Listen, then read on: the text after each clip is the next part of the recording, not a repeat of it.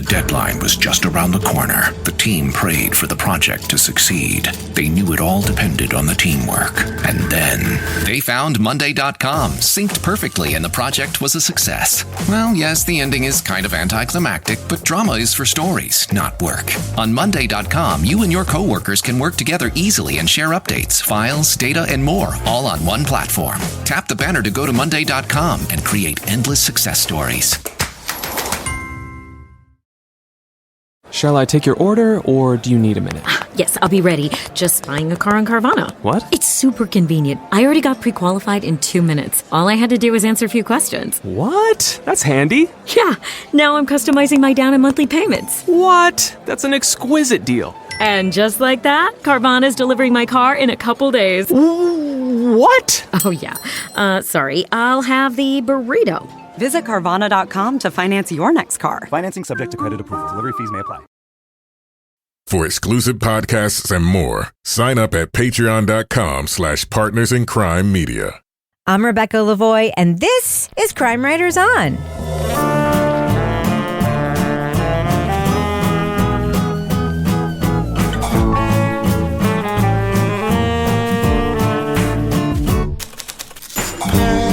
Crime Writers On is the original true crime review podcast that digs into true crime, pop culture, other podcasts. And on this episode, did his late father have his business partner killed 5 decades ago? The host investigates the case against his old man in the new podcast, The Estate. Joining me to get that done and more is true crime author, TV journalist, and host of These Are Their Stories podcast, my husband and love of my life, Kevin Flynn. Hello, Kevin. Hello, Rebecca. Also with us is private investigator, certified pet detective, resident cat lady, and author of the Piper Green series of cozy mysteries, Laura Bricker. Hi, Laura. Hey, Rebecca, and I'm super cozy this day because I'm wearing cozy fleece-lined pants. Very excited for you. Are you going to wear those 100 days in a row? I just might if it doesn't get warmer here in Exeter. And finally, our resident Doubting Thomas, the author of the City Trilogy of novels, host of Strange Arrivals, and the Patreon Deep Dive Book Club podcast, the man of the medical miracle, Toby Ball. Hi, Toby. Hey, Rebecca. Can we talk about your medical miracle for a moment? I would love to hear about it. Which one are we talking about? Of the many medical miracles that I've witnessed. Yes, last week. Now, listeners, I promise this is a squeamish story, but I'm going to try to tell it in an unsqueamish way. Last week, before we started taping the show, Toby showed us this weird big lump on his arm. I forgot about that. I blocked Elbow. it. Oh, elbow. What was that? What was that called? What was that? I have bursitis, yeah. Yeah. And he lifted up his arm and it looked like a cow teat, just like hanging from his... It was just like swinging. That feels like a bit of an exaggeration, but let's go with it. Laura, you saw it? It did look like a cow teat, but it was not engorged with milk. It looked like an old lady boob, just like swinging from your elbow. Toby's got old lady boob elbows. And then I was slacking with Toby about an unrelated business matter a couple of days later. And Toby told me that during his soccer game, he landed on it and it went away. Oh my God. Did it pop? Well, I don't know. I was not paying much attention. I got knocked down, landed on my elbow, and I got up and I was like, why am I upset about this? And then I realized my elbow hurt quite a bit. But I kept playing, and then when I looked later, I was like, "Oh man, my little buddy's gone." And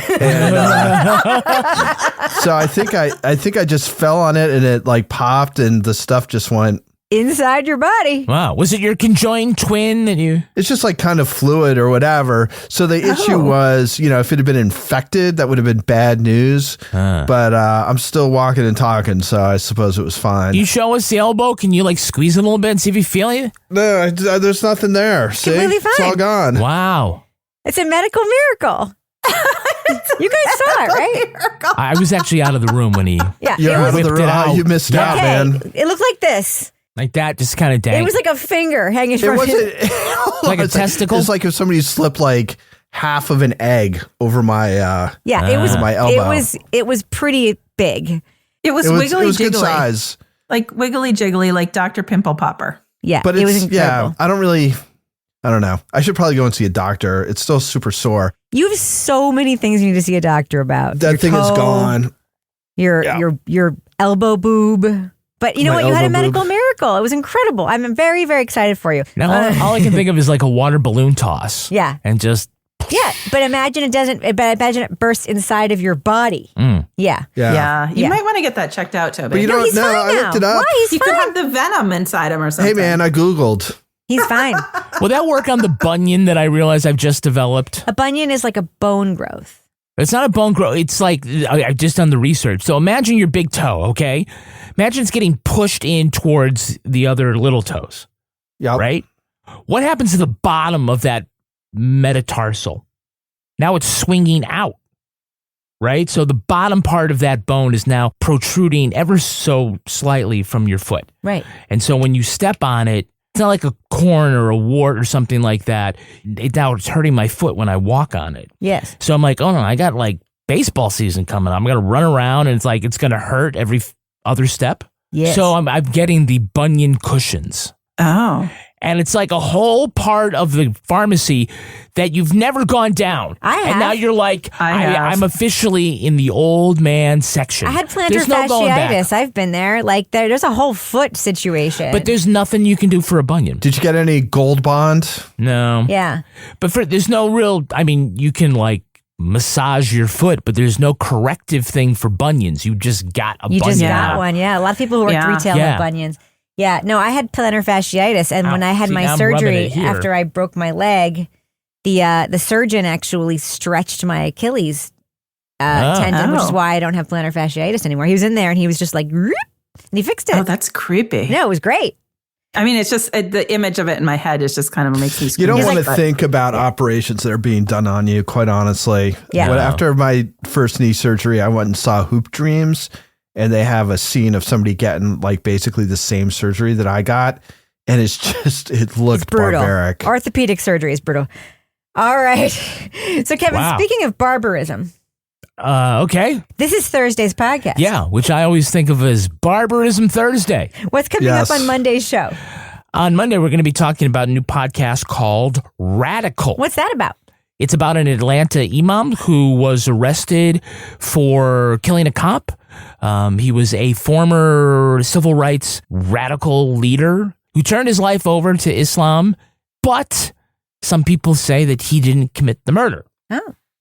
So it's not about free radicals. No, it's about okay. It's about a radical in jail. It's the exact opposite. All right, just checking. All right, well, I think we should get over our medical miracle talk and talk about what we're talking about on this podcast. What do you think, Kevin? Let's do it. Let's change topics and drop that first clip and get into it. Leading off. And what I didn't tell people, as I stood at the pulpit of that Gothic cathedral, looking out at everyone who had loved my father, was that for a long time, I had a sinking feeling that my dad had someone killed. Growing up, Alex Estrada knew there was something important about the phone calls his father would receive from a man in prison. He learned his dad and Calvin Jones were accused of having their business partner killed in 1973. They dropped the charges against Rosie Estrada, but Jones got a life sentence. Did you ever have hope that you were not going to get convicted? Well, you always have hope. Always have hope, you know. But realistically, I understood that the possibility was great that I would be convicted. Already navigating a toxic relationship, Rosie's possible culpability confirmed Alex's belief his father was a bad man. But was he a killer? Alex sets off to scrutinize the 50-year-old murder case in an attempt to reconcile his complicated feelings for his dead father. To me, childhood me, I didn't understand why my dad carried such a grim outlook on life. After everything I've learned, I get it. In the podcast The Estate from Sonoro and Tenderfoot TV, Estrada reexamines the evidence in a long-forgotten case, looking for clues as to who Rosie really was. It attempts to blend true crime, political science, and family memoir into one. Spoiler alert, we are going to be talking about plot points from The Estate. So if you want to remain spoiler-free, go to the estimated time code in our show notes for our thumbs up or thumbs down reviews. So, Laura, what did you think of the opening of this podcast? Because it starts out at Alex's dad's funeral. Yeah, I thought that was, a unique way to sort of zoom into this story. We lead in with Alex doing the eulogy at his dad's funeral. He's like, but I didn't really like my dad. I don't think he was a good person. Didn't really know much about him. And P.S., I've always thought he might have been responsible for having somebody killed. So I was like, oh, that's interesting. So you know that we're going to be going on a journey with him as he tries to sort of reconcile these different versions of his father's life that he didn't know about after his father's death, really trying to sort of put this all to rest in his own life. So I thought that was really interesting. Kevin, we should mention that Alex brings in a partner to report this podcast with. Yeah. How do you think that works out in this show? That's Angelina Mosher Salazar, I think formerly from Gimlet. By the way, vocally, yeah. almost vocal twins with Maggie Freeling, by the way, in the podcast. Yeah, well, also she was with Futuro? Yes, that's it. Same people that made Suave. Okay, so I'm glad that she is there to help carry some of the weight and have somebody to bounce things off of for Alex. I know Alex is an entertainment writer. I want to say comedy writer, but he's not, we'll say, a classically trained journalist. Yeah. So to have somebody who can help with, making those phone calls and for stepping up and trying to do interviews and lining up people to talk to. It's good that she's there. And sometimes she takes over the narration, again, to sort of maybe give him some separation, as this is part memoir, is part about like what his feelings are towards his dad this day, as much as it is who killed whom. What do you think about the concept? Well, I'm with Laura on this today. I think it's fantastic. For me, it started off really strong and then kind of slowly faded as we went along. The idea that like he's harboring this resentment, maybe it's because his dad's killer isn't the story that we heard first. I mean, it's a story. It isn't a story we've heard before, right? So that was something that kind of got me, and it had like enough sort of foreshadowing about what we're going to see, and it kind of posed enough suspenseful questions, curious questions that it kept me going. I don't know if I would call this sticky. I'm not like certain like throughout the podcast we walk away from it anything happened, like there was a memorable scene. So it's a really great concept. In the end, I think we'll talk about whether or not it was notable. Yeah. So, Toby, there were a lot of reconstructions in the podcast and a lot of reenactments in the podcast, like actors playing out scenes. That must be him. What's going on? He's hurt. I think he's been shot. Call an ambulance. The rest of you, stand back. This is Officer Everett. We need paramedics at the 400 block of North Sutter. Victim has multiple gunshot wounds. Do you think that was done to positive effect, or was that deleterious to this podcast? Yeah, so I think there's like two different kinds of things that they did. One was sort of reconstructions where I think they're trying to like make you feel like you're a part of the action at a given circumstance in the show. And then the other one is they have these at times extended sort of reading court transcripts back and forth to make it seem like you're in the courtroom. Of those, I mean, the court transcript stuff, that was fine. It didn't really bother me too much. Like, it's not my favorite, but it went okay. I thought that some of the other ones, like, it'd be weird. Like, I kind of felt like they did some of the reconstruction just for sort of scene setting, but not for the actual important parts of it. So you'd hear like cops talking about doing something, but instead of like having a reconstruction of them actually doing it, you then get some narration, which talks about what they actually did.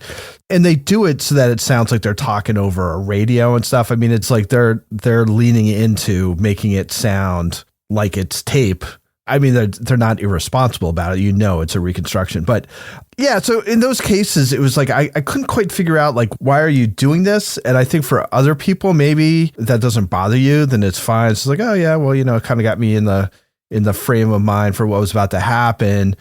But for me, I was like, what was really the point? Like, why did you even bother going to the trouble of setting it up that way?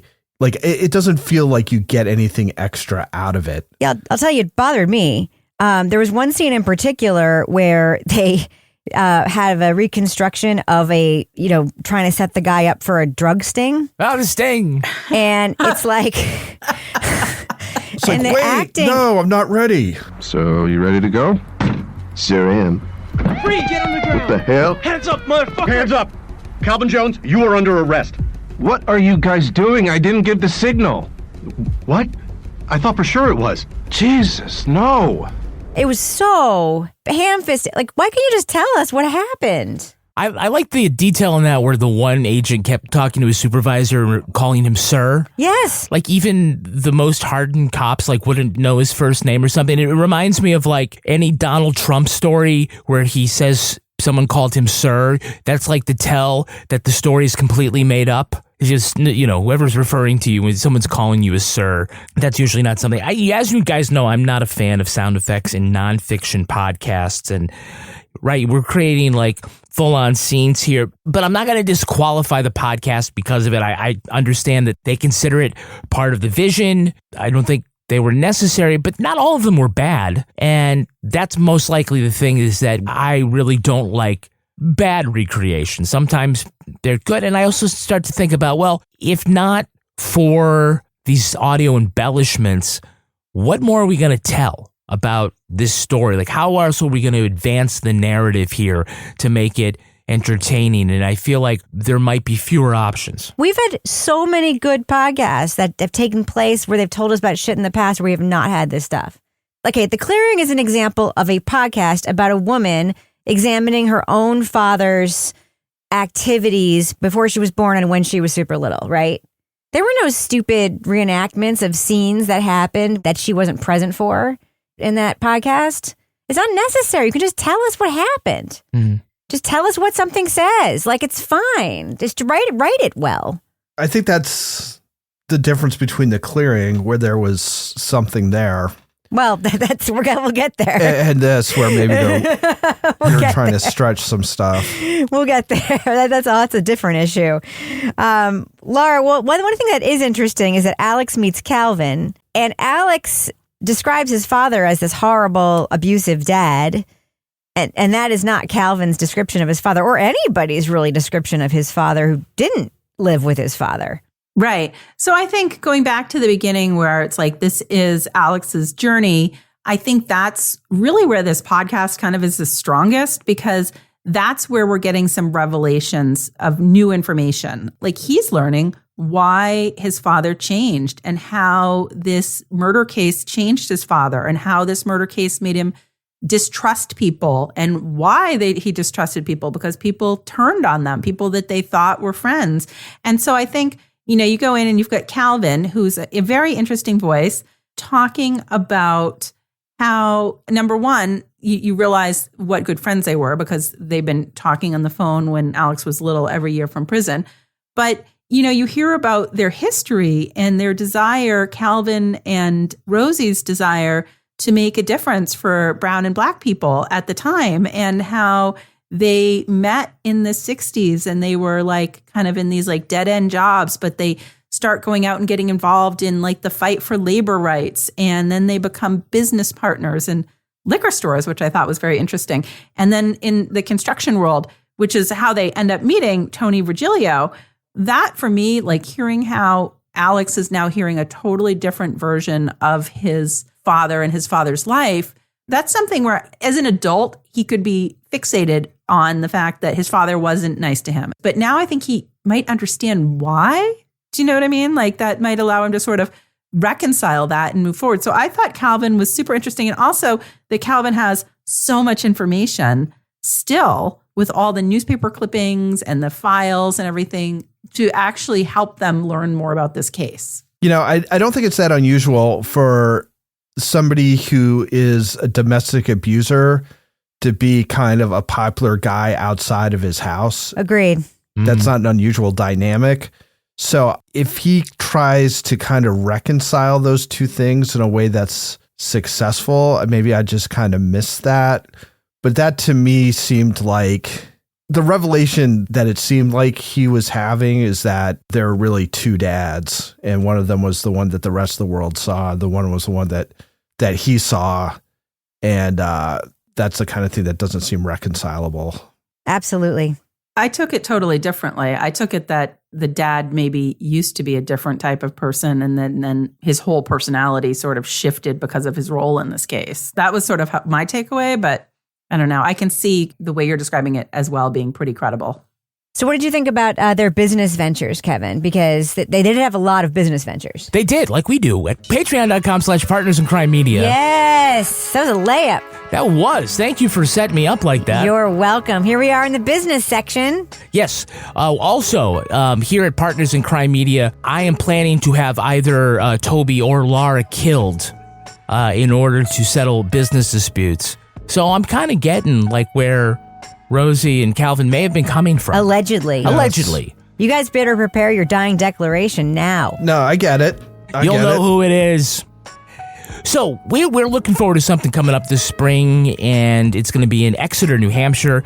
We're going to be doing a live show at a place called The Word Barn, and this is in kind of parallel with the annual Exeter Lit Fest, and we know we got a lot of our fans are coming to that event.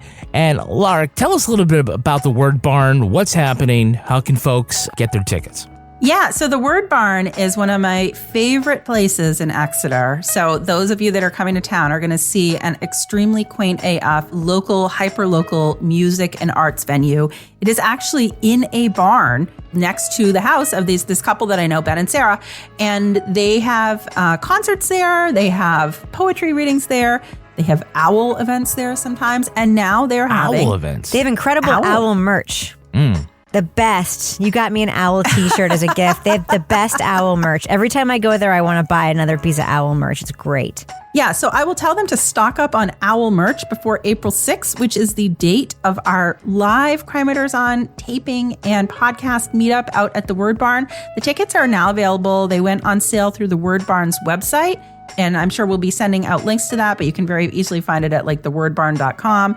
And it's going to be sort of adjacent to the Exeter Lit Fest Saturday night after all of the main author events have taken place. And I'm psyched because we haven't done a live show in a while. No, but I think since the pandemic, right? Right. Yeah. Do we even know how to do a live show? We know how to do a live show. Yeah, that'd be great. I feel like we're doing one right now. It's we're doing one right now, actually.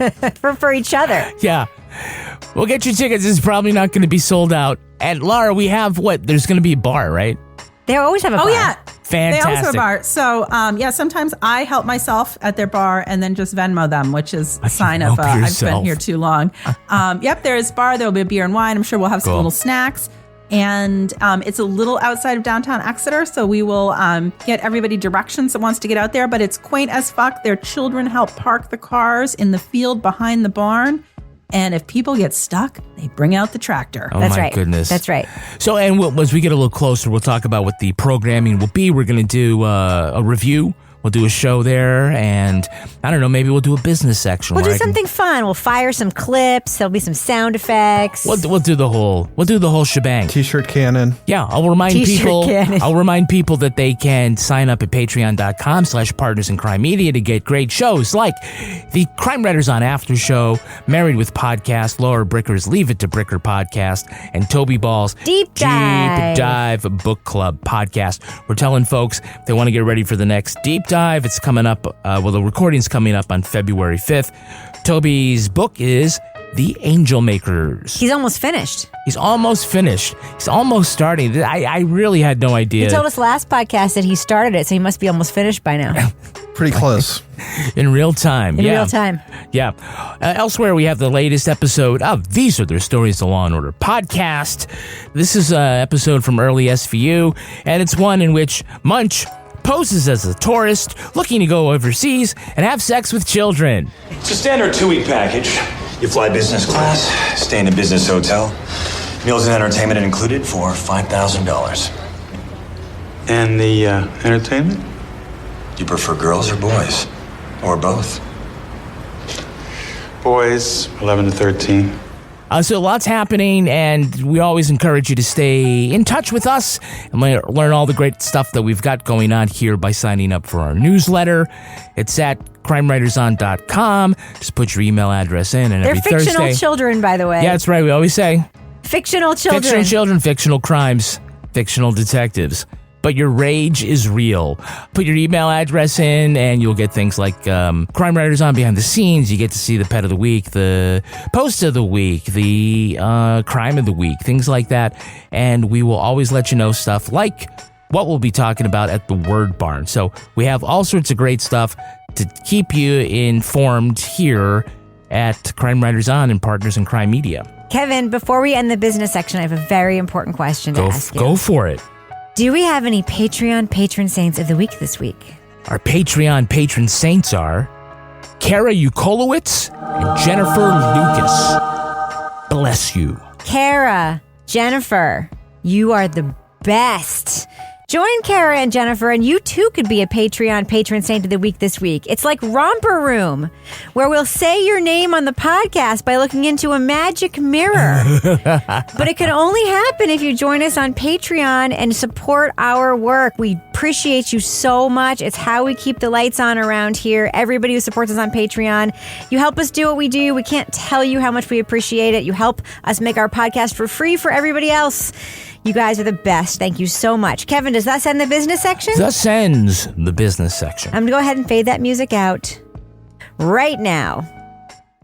The deadline was just around the corner. The team prayed for the project to succeed. They knew it all depended on the teamwork. And then they found Monday.com, synced perfectly, and the project was a success. Well, yes, the ending is kind of anticlimactic, but drama is for stories, not work. On Monday.com, you and your coworkers can work together easily and share updates, files, data, and more, all on one platform. Tap the banner to go to Monday.com and create endless success stories.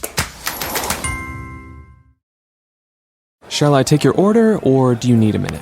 Yes, I'll be ready. Just buying a car on Carvana. What? It's super convenient. I already got pre-qualified in 2 minutes. All I had to do was answer a few questions. What? That's handy. Yeah, now I'm customizing my down and monthly payments. What? That's an exquisite deal. And just like that, Carvana's delivering my car in a couple days. What? Oh, yeah. Sorry, I'll have the burrito. Visit Carvana.com to finance your next car. Financing subject to credit approval. Delivery fees may apply.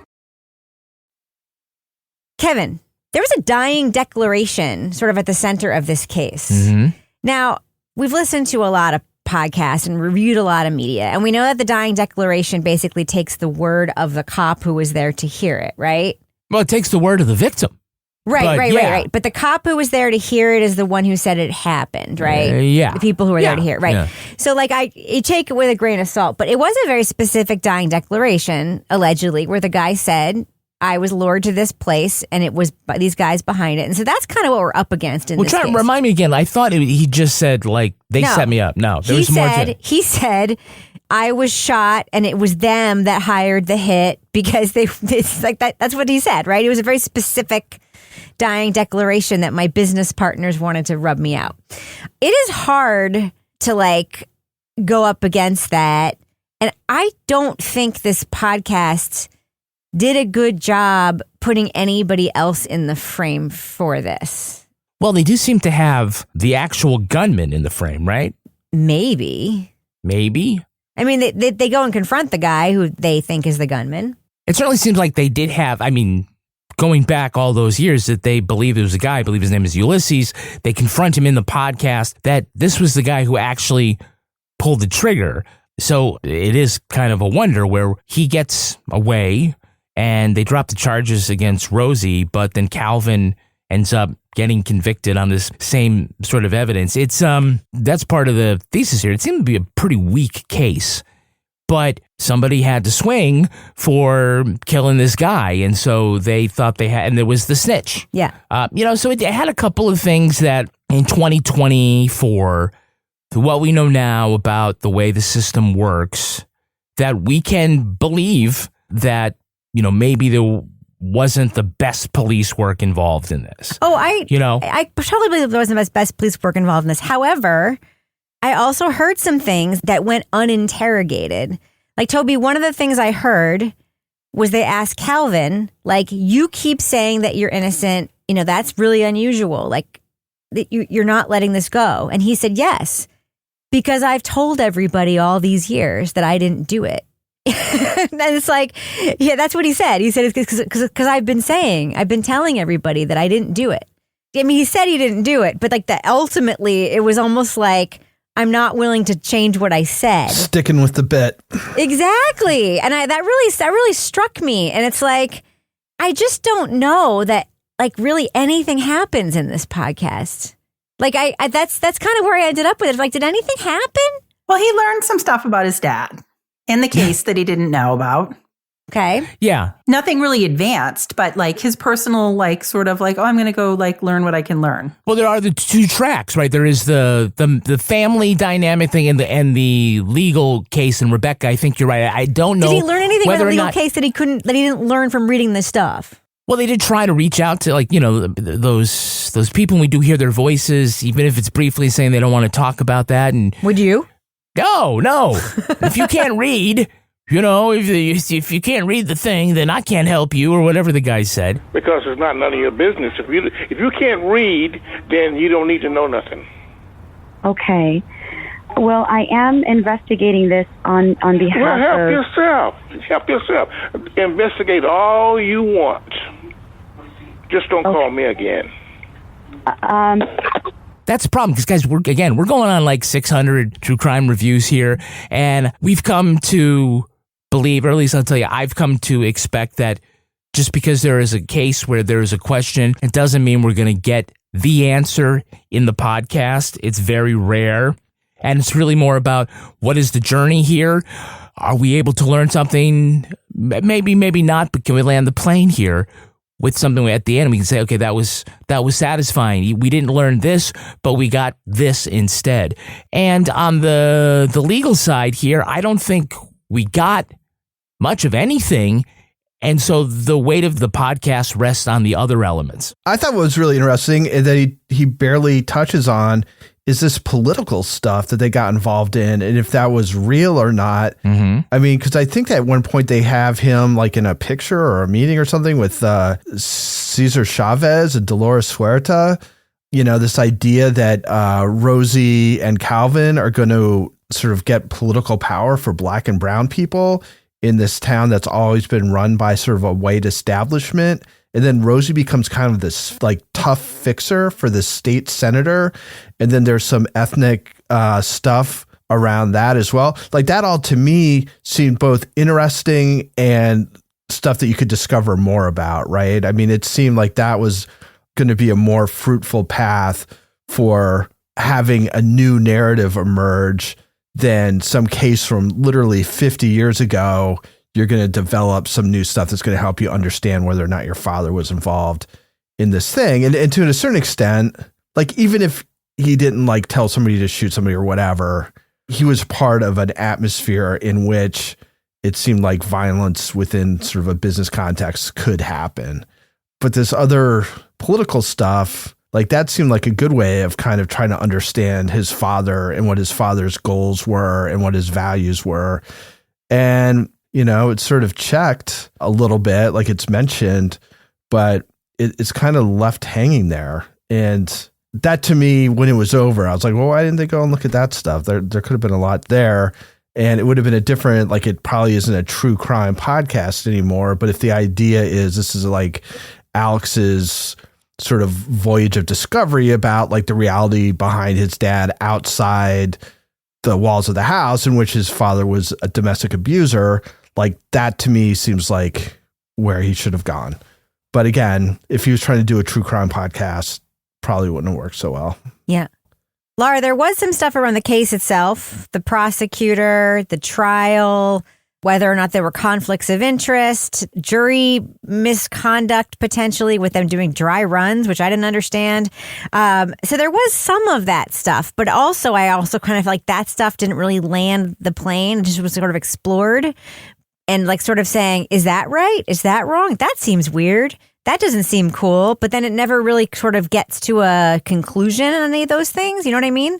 Right. I mean, I think it was interesting. And I thought there was definitely some like shades of Doug Evans at one point with this, where we have the young prosecutor who makes this comment about some past case that he was involved with and how he noticed that people of color voted to acquit because the defendant was black.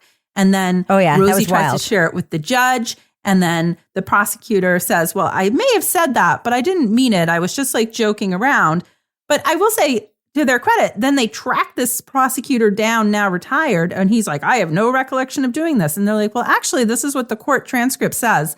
And despite the fact that that's what the court transcript says, that guy still says, that didn't happen. That's a lie. And I'm like, okay. And then you find out that later there were other cases he was involved with where that same thing happened.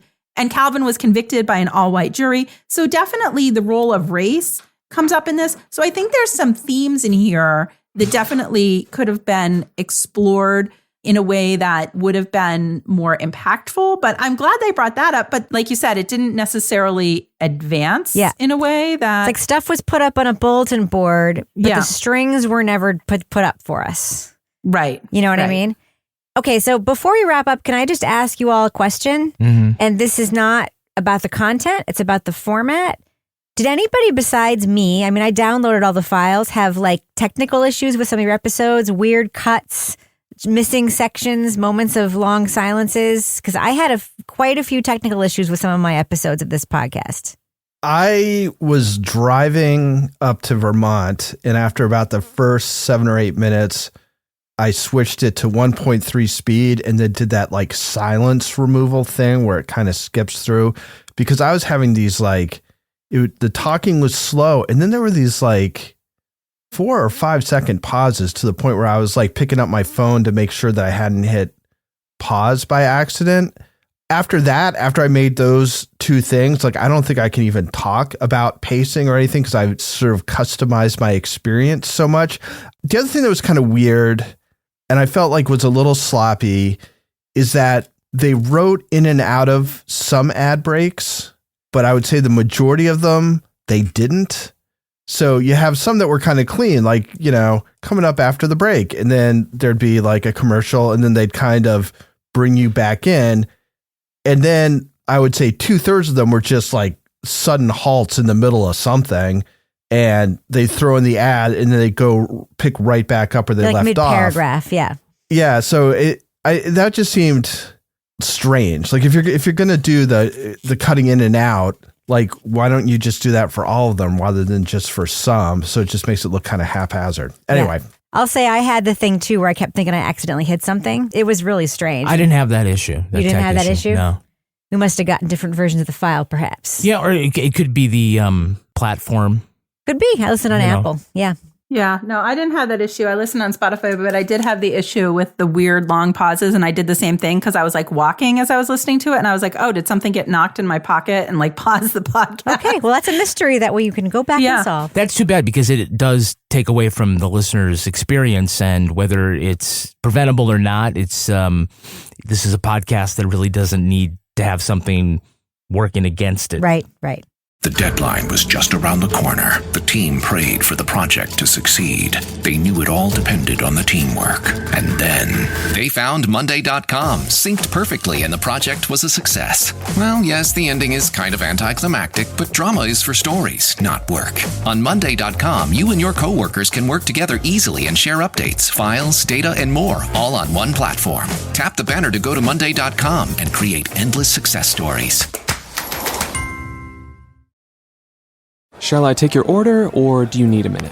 Yes, I'll be ready. Just buying a car on Carvana. What? It's super convenient. I already got pre-qualified in 2 minutes. All I had to do was answer a few questions. What? That's handy. Yeah, now I'm customizing my down and monthly payments. What? That's an exquisite deal. And just like that, Carvana's delivering my car in a couple days. What? Oh, yeah. Sorry, I'll have the burrito. Visit Carvana.com to finance your next car. Financing subject to credit approval. Delivery fees may apply. Okay, let's do what we do. Let's let our listeners know, should they check out The Estate? Laura Bricker, what do you think? Thumbs up or thumbs down for this podcast? I'm going thumb sideways on this podcast. There were parts of this that I liked. I thought there was some unique story here with the backstory of this guy's father. I liked how he was kind of trying to like re-examine his own life. I didn't love the reenactments that they did in this, but there were parts towards the end that I kind of got invested in. We were talking about the role of race in the trial of the man who did go to jail in this case. We hear about some political activism in like the early 70s, which was kind of interesting. You know, they definitely have access to a lot of people that were connected to the case. Like they definitely did their like shoe leather due diligence to go knock on doors. You know, they even find one gentleman by the mailbox coming home and try to question him. So, you know, there was some things I didn't love. There was a lot of repetition and filler. I felt like there was a lot of like going back and recounting what had happened. There was some technical issues with silence that sort of appeared there. But overall, I mean, it's thumb sideways. I didn't love it. I didn't hate it. But there was some parts that were interesting. And honestly, it wasn't that long. Once you skip through some of the filler sections, I thought there was some parts in there that were interesting. So thumb sideways. Toby Ball, what do you think? Thumbs up or thumbs down for The Estate? You know, I guess I'm a mild thumbs down. I mean, it's not a disaster, but, you know, I don't know what really, in the end, what gets accomplished. It kind of feels like a short journey to nowhere. I think there were opportunities to go a little bit more in depth for Alex, the host, to try and understand his father and his father's career and his father's sort of life outside of the house. The best opportunities for some revelations or just for further understanding are sort of not explored as much. And the sort of true crime ones are. So, you know, just with all of that, I'd sort of echo Laura's points about the blank spots and the some of the repetition and things like that. So it all kind of adds up. Again, it's not a disaster. There's nothing sort of objectionable about it. It just, you know, in the end, I was just kind of left wondering what had just happened and why. So mild thumbs down. Kevin Flynn. Yeah, I'm going to go thumb sideways on this again.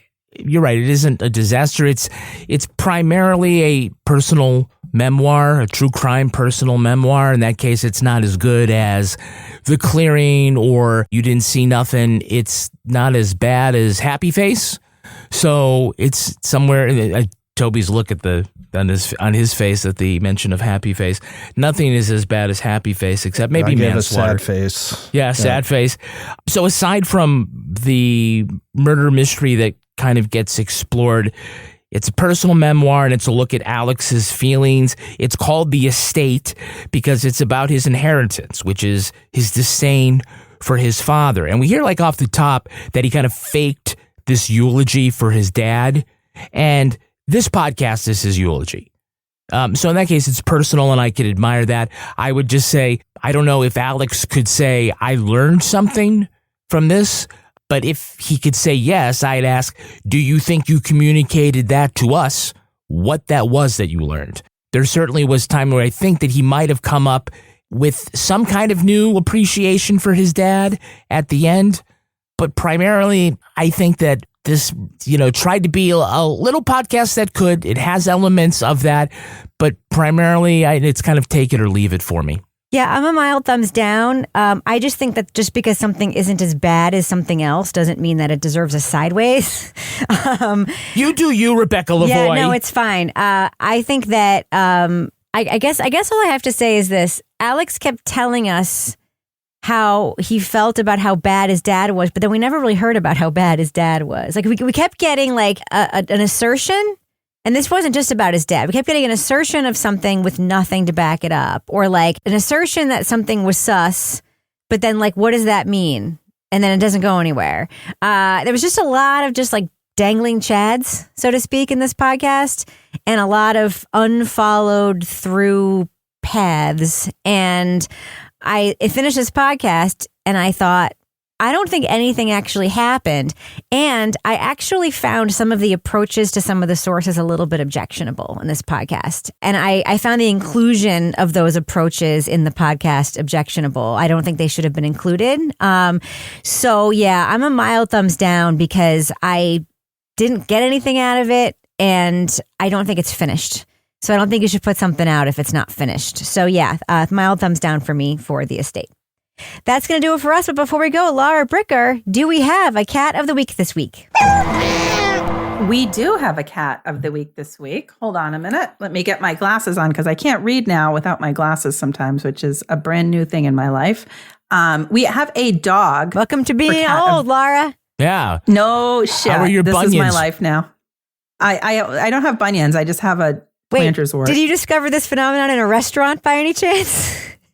Yes, where I can no longer read menus. Correct. Yeah. And by the way, there's a magnifying glass on your iPhone, just FYI.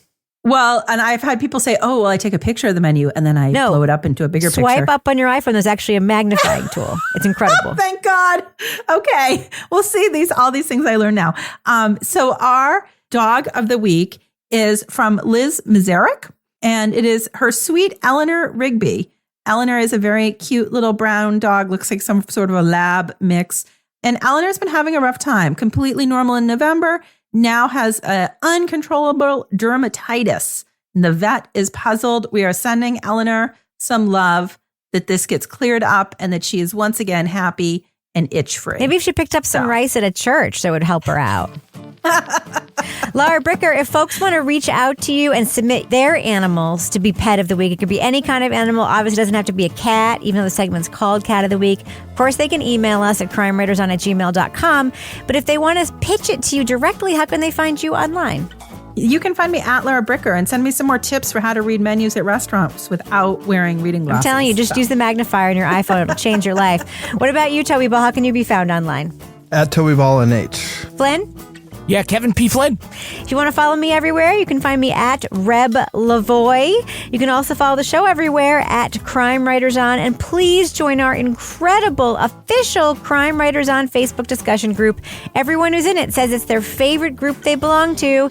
We have a regular old Facebook page. Just go there. There's a pinned post that tells you how to join the group. Get episodes early and ad-free at patreon.com/Partners in Crime Media. There you'll get all the other cool stuff we make, including Married with Podcast, Laura Bricker's Leave It to Bricker podcast, and the Crime Writers On After Show, which you can listen to right now. Our theme song was composed and performed by Ty Gibbons. Our editor is the wonderful Livy Burdett. The executive producer of this show is Kevin Flynn. This show was recorded in the Treehouse Yoga Studio above the Mockingbird Cafe in Bay St. Louis, Mississippi studio, otherwise known as Studio C, The Closet, in our New Hampshire basement, where we also politely take a phone message for our parents when they're not home. Lavoie residents, who may I ask is calling. On behalf of all the crime writers, thanks so much for listening. We will catch you later. The Cowboys-Packers game, it was like watching that football game where that guy took his high school team and had them play on TV when they were completely unqualified to play on TV. That's what the Cowboys looked like in that game. It was fucking amazing. Well, it's like if they took that team and then they actually beat that other team, because the Cowboys were supposed to crush Green Bay. I know. It was incredible. I was like, Kevin, I need to learn stuff about the Packers. He's like, well, they're owned by the fans. I'm like, oh, that makes me like them more. So I'm like, I just became like instant Pack. Now that Aaron Rodgers, it wasn't the quarterback, I'm like, oh, I like this Jordan Love fellow. He seems nice. Yeah, he seems vaccinated.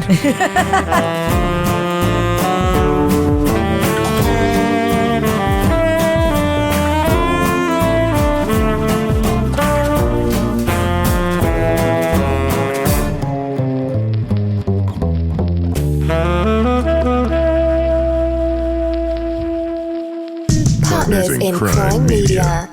The deadline was just around the corner. The team prayed for the project to succeed. They knew it all depended on the teamwork. And then they found Monday.com, synced perfectly, and the project was a success. Well, yes, the ending is kind of anticlimactic, but drama is for stories, not work. On Monday.com, you and your coworkers can work together easily and share updates, files, data, and more, all on one platform. Tap the banner to go to Monday.com and create endless success stories.